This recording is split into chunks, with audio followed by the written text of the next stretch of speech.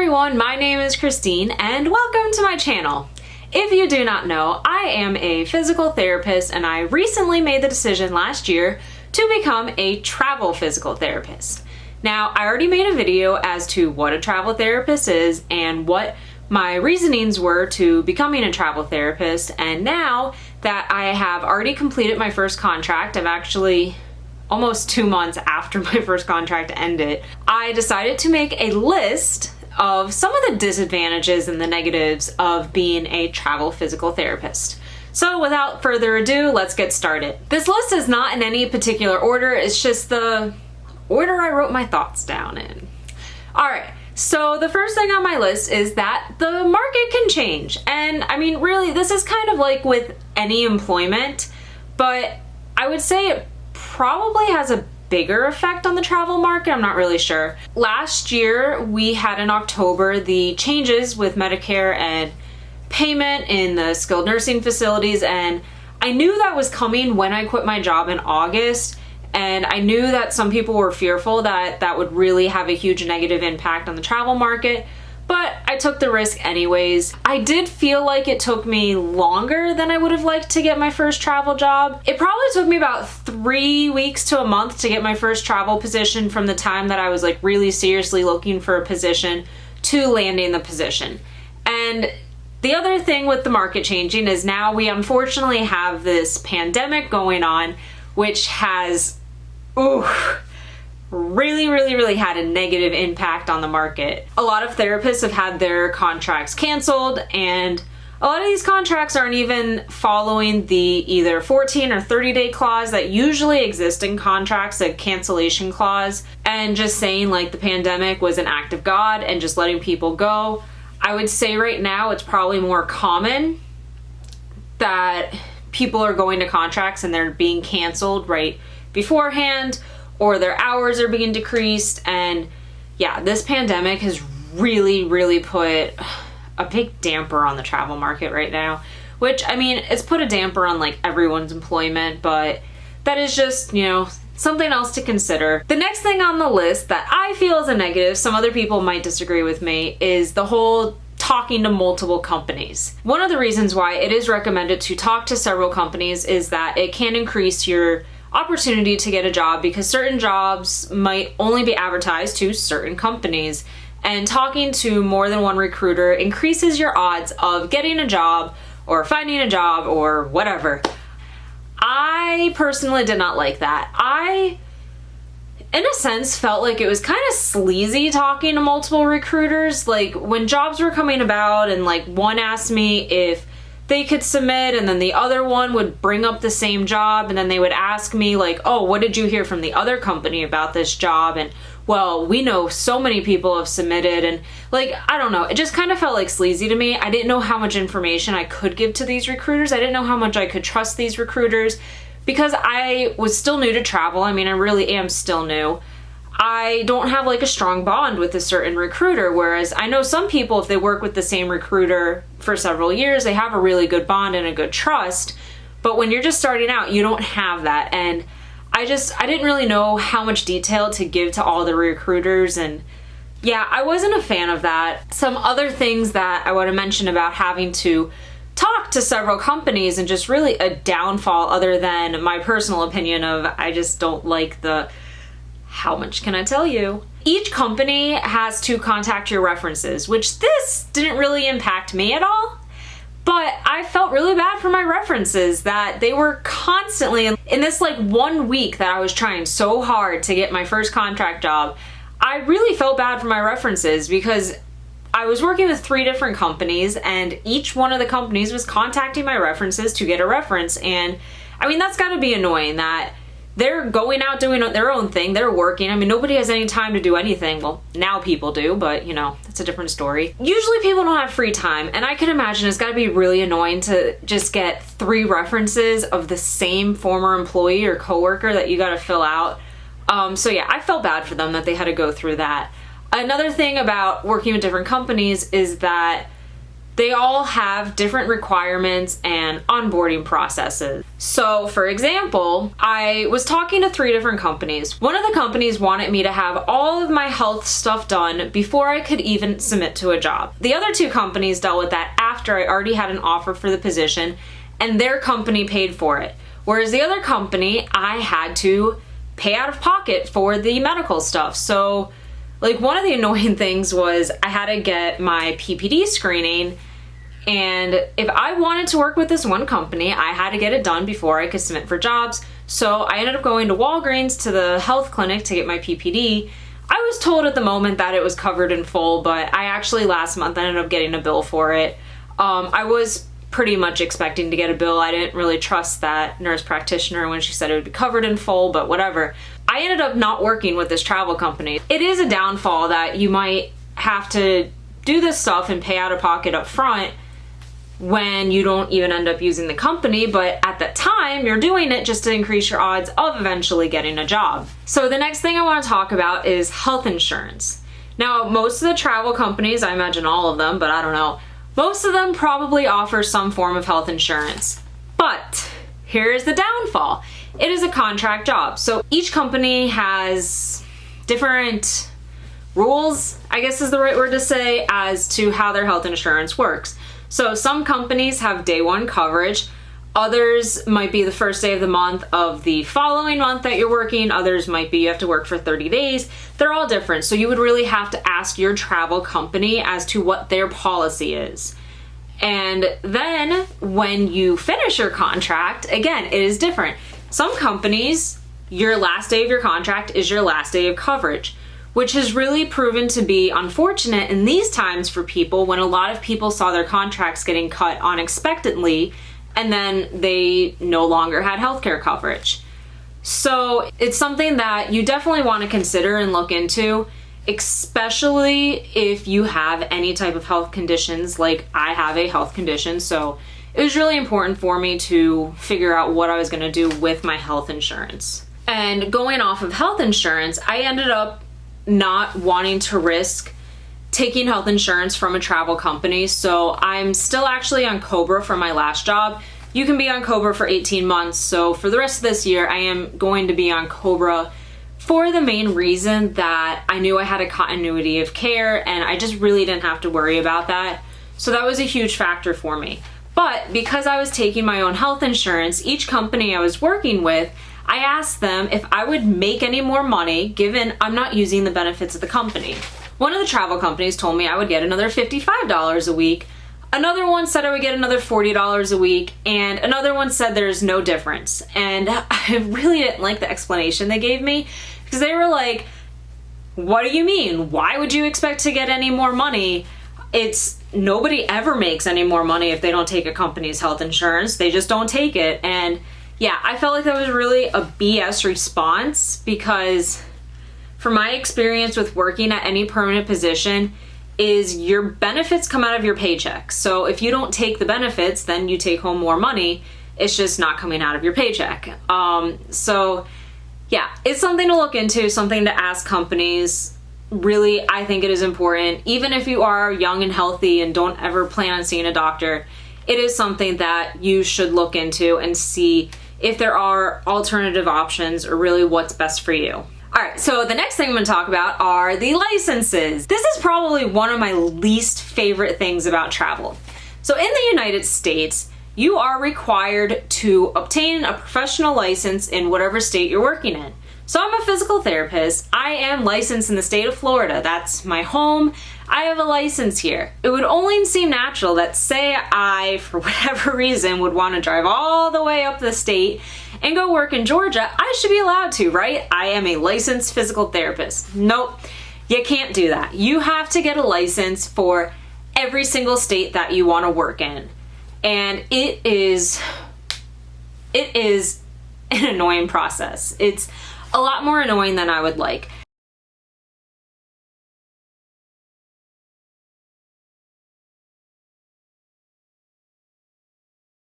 The requirements to get licensed in each state varies. I wouldn't say it varies drastically, but it does vary. And it is expensive. It's more expensive than I think it should be. And for example, one of those things that you have to pay is for your board scores to get sent to each state, and that costs something like, I don't know, it's like $95, which I think is ridiculous. Why does it cost $95 to send your board scores to the Department of Health of whatever state? But you know, it's just, I'm really not a fan of that, because yeah, there's a lot of states that I would like to go to, but you have to, again, fork the money out front typically to get licensed in each state. And then once you have more state licenses, it becomes a little more complicated too, because a lot of times each new state, they want a verification from any state you've ever been licensed in. So even if you got licensed in, say, Georgia, and then you're like, nah, I don't really want to work in Georgia, I'm going to drop my license, you still, for a lot of other states, not all states, but for many states, will have to send a verification from the state of Georgia that you held a license in good standing. And it was your choice to not have that license anymore. So it's an annoying process. I don't like it. Right now, I still only have 2 state licenses. I have been looking into getting more, but I don't know. We'll see what happens from here. But the paying out front, it's a risk. And I think it depends on like how long you want to be in travel. If you know in your mind, I want to be a travel therapist for like 5 years, and you get a whole bunch of state licenses, it may very well be worth it because you have a higher chance that you're going to go to all of these states. But if you only want to do like maybe 1 or 2 assignments, you might not necessarily want to pay up front to get like 4 or 5 different state licenses. Now, most travel companies will reimburse you the amount that you paid for that state license once you get a job in that state. But it's a gamble. You pay out front, and if you get the job, you'll get the money back. Great. If you don't ever end up working there, then you kind of just lost the money. And then once you have a license in a state, you are going to have to make a decision if you want to keep up that license. So each state has different requirements for what is necessary to renew a license as far as the amount of continuing education and what is acceptable. So you then have to decide if you want to keep up this license or if you want to drop it. And I'm pretty sure, if I remember correctly, even if you go into an active, don't you have to pay an inactive fee? I have not dropped either of my 2 state licenses, so I think there is a fee to go into inactive, you know, just there's a fee for everything. The next thing I'm going to talk about is probably one of the other really big downfalls I would list for doing travel therapy, and that is finding housing. Finding housing can be a pain in the butt, especially if you end up in a more rural area. So where I went for my last contract, there wasn't a lot of housing. And from what I heard once I was at that contract from my coworkers and people living there, it is actually an issue that town has for housing. One of the bigger issues for me is the fact that I have a dog, and pretty much none of the housing I could find allowed people to bring pets. Or if they did allow people to bring pets, it was very, very expensive. So I ended up obviously getting housing. I did go through a period where I was pretty paranoid that I was not going to be able to find housing. So finding short-term housing can be a huge pain. Now, if you're going to more of a city or more urban area, you might have an easier time, but it might also be more expensive. It's a pain all around, I would say. But people do it. A lot of people do travel healthcare, and they find a way around it. So I wouldn't list it as a reason not to do travel. And yes, some of you may ask, because I've heard this from a lot of people in person, you can't get housing through your travel company. Absolutely. You can ask them to provide housing, but you are going to pay a pretty penny if you do company provided housing. So I want to say for my contract that I was just on, I first asked them to do company provided housing, and they would have taken $3,000 a month out of my paycheck. And then I was like, no, I'll find my own housing. I think that's a ridiculous amount of money to take out of your paycheck. But the benefit of doing company provided housing is if your contract gets canceled or cut short or whatever, the housing's on them, it's not on you. The next thing I'm going to talk about is the whole onboarding process. Holy crap, This was such a headache for me. I was so stressed out this week of doing my onboarding process for my last contract. It was a nightmare. I felt so like out of control with how everything was going on. I was having to talk to my recruiter, talk to a compliance person, and then talk to this random facility that I was supposed to go to for my medical screening and my drug test and everything. And I felt like none of them were talking to one another, and I was just kind of stuck in the middle.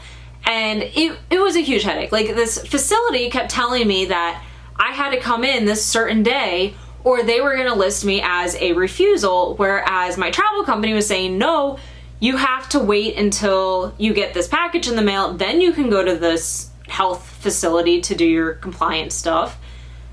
And I'm like, but wait, she's telling me I have to be in there today. You're telling me I can't go until tomorrow afternoon. They're telling me the doctor leaves by noon. It was like such a headache. And I mean, I was so stressed out that week. First of all, finding housing, packing, preparing to drive from Florida to Massachusetts, and dealing with all this compliance stuff. And then you have these modules you have to take. I had to take a physical therapy test.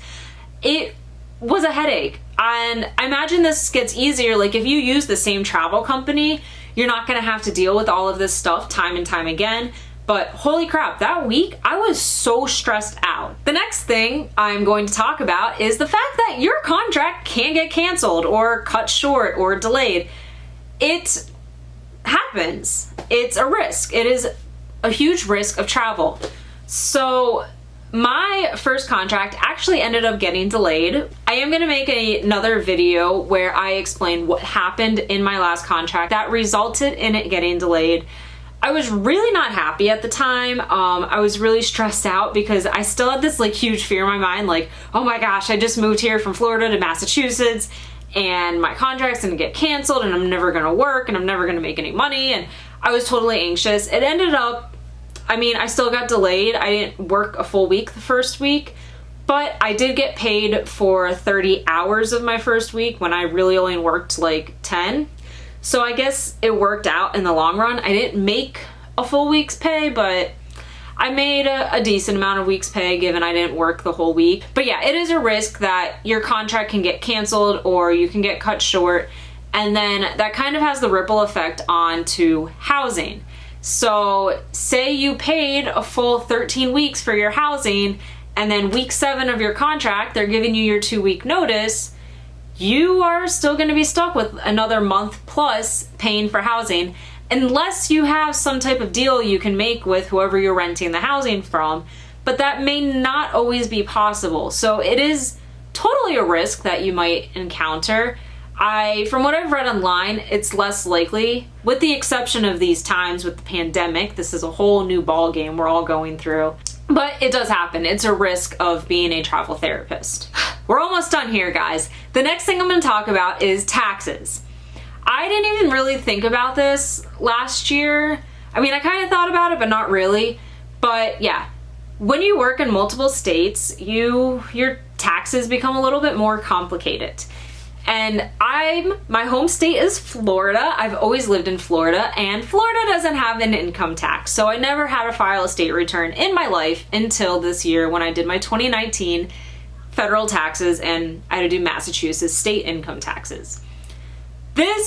It wasn't too bad, but it kind of does add another level of complexity with your taxes. And for me, I do think it was a little easier given Florida's my home state and I only worked in one other state. So I only had to worry about one state of filing state taxes and then doing my federal taxes. I think it's a little more complicated when your home state has income taxes and then you work in another state.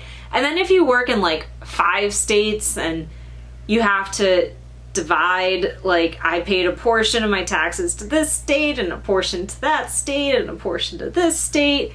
I think that's a little more of a headache. Thankfully, I didn't have to deal with that. From what I have heard, most states do have some sort of agreement of like, if you ended up paying state taxes to, say your home state is, I don't know, Michigan, and you worked in Massachusetts, And I'm not saying these are how it works in these states. I'm just making them up because I don't know state tax laws.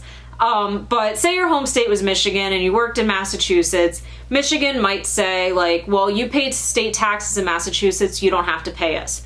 Apparently there are a few states out there that are not like that, and they're like, we don't really care if you've paid taxes anywhere else. You still have to pay your full tax to this state. It's your home state. Again, I don't know how any of that works because I am from Florida and we don't have state income tax, so thankfully I don't have to deal with that. But this year, if I end up working in another state besides Massachusetts or Florida, or one of the few other states that doesn't have state income tax, I'm then gonna have to deal with more complicated taxes next year, but I'll cross that bridge when I get there. There are companies out there that help with taxes specifically for like travel nurses and travel therapists. So that is an option out there that you can look into. It costs money, and I do my taxes myself, so I can't really make any comment about any of the companies because I just don't know. And I also just kind of want to put out there, I don't really want to talk about the whole like qualification of a tax home and all of that. I would recommend anyone to look up the information themselves on the IRS website or talk to a tax advisor. I'm not a tax advisor. I handle my own financial stuff myself, but I'm not in the position to advise strangers on the internet with how to handle it. The last thing on my list is probably a minor one, but I would say it is a disadvantage. You might end up in an undesirable place. Unfortunately, there is a reason why this company is looking for help. Either the company sucks, or it's just a location that not a lot of people want to live. Or if you're lucky, you're going to be covering some type of like a maternity leave or a medical leave. Those are the best travel contracts to get because the position's not open because somebody doesn't want to work there. It's just somebody works there, but they can't work right now. Those are the best. But I wouldn't say they're very common to find. So you might end in a shady facility or just a place that's not very pleasant to work. Thankfully, I didn't have that experience with my first travel contract, but you might also end up in a town that might not be your cup of tea. We all have different preferences, and some people may love working in the middle of nowhere, some people maybe not so much.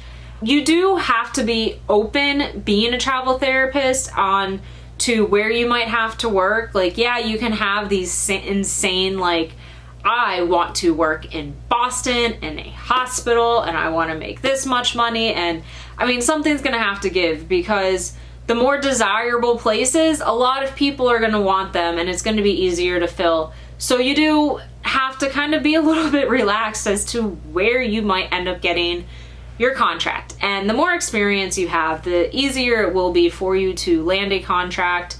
That is my video on some of the disadvantages of doing travel therapy.